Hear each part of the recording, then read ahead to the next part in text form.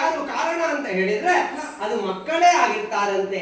ಮಕ್ಕಳು ಸಂತೋಷದಿಂದ ನಲಿದಾಡಿಕೊಂಡು ಕುಣಿದಾಡಿಕೊಂಡು ಇದ್ರೆ ಅದಕ್ಕಿಂತ ಪರಮಾನಂದ ತಂದೆ ತಾಯಿಗಳಿಗೆ ಮತ್ತೊಂದಿಲ್ಲ.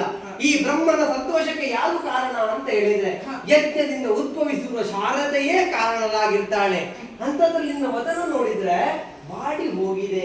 ಯಾಕಮ್ಮ ಇದು ಕೂಡ ಅಪ್ಪ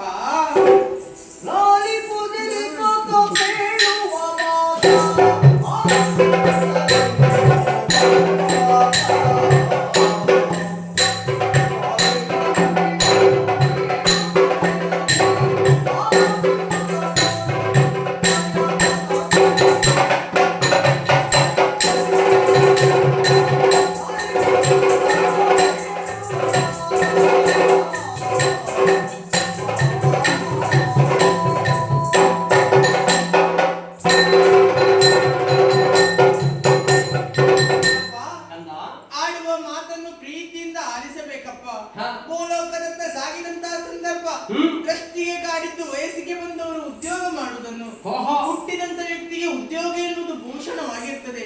ಎಲ್ಲರ ಹಾಗೆ ನನಗೂ ಮನೆಯಲ್ಲಿರುವುದಕ್ಕಿಂತ ಉದ್ಯೋಗ ಮಾಡ್ಬೇಕೆನ್ನುವಂತ ಆಸೆ ಅವಕಾಶ ಮಾಡಿಕೊಡ್ತೀಯೇ ಜನಕ.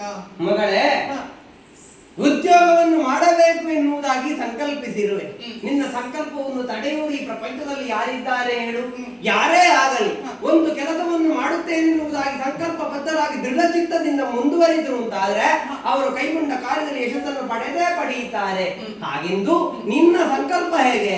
ಒಂದು ಉದ್ಯೋಗ ಎನ್ನುವುದು ಕೊಡಬಹುದು, ಆದ್ರೆ ಕೊಡು ಉದ್ಯೋಗ ಯಾವುದು? ನಿನಗೆ ಸರಿಯಾದ ಉದ್ಯೋಗವನ್ನೇ ಕೊಡಬಲ್ಲೆ. ನೀ ಹುಟ್ಟಿದ್ದು ಹೇಗೆ ಹೇಳು? ಯಾಗದ ಮುಖೇನ ಹುಟ್ಟಿ ಬಂದವಳು. ಯಾಗದ ಕುಂಡದಲ್ಲಿರುವಂತಹ ಅಗ್ನಿ ಯಾವುದನ್ನು ಬೇಕಾದ್ರೂ ಸುಡುತ್ತದೆ. ಅದೇ ಅಗ್ನಿ ದೀಪದಲ್ಲಿ ಉರಿದಾಗ ಜ್ಯೋತಿಯಾಗಿ ಕಾಣುತ್ತದೆ. ದೀಪ ಉರಿಯುವಾಗ ಬತ್ತಿ ಎನ್ನುವುದು ಕರಗಿ ಹೋದ್ರೂ ಲೋಕಕ್ಕೆ ಬೆಳಕನ್ನು ಕೊಡುವುದಿಲ್ವೇ? ಹಾಗೆಯೇ ವಿದ್ಯೆ ಎನ್ನುವುದು ಕೂಡ. ವಿದ್ಯೆ ಎನ್ನುವುದು ಓರ್ವಾತನಿಗೆ ಒಲಿಯಿತು ಅಂತಾದ್ರೆ ಅದನ್ನು ಯಾರಿಂದಲೂ ಅಪಹರಿಸುವುದಕ್ಕಾಗುವುದಿಲ್ಲ.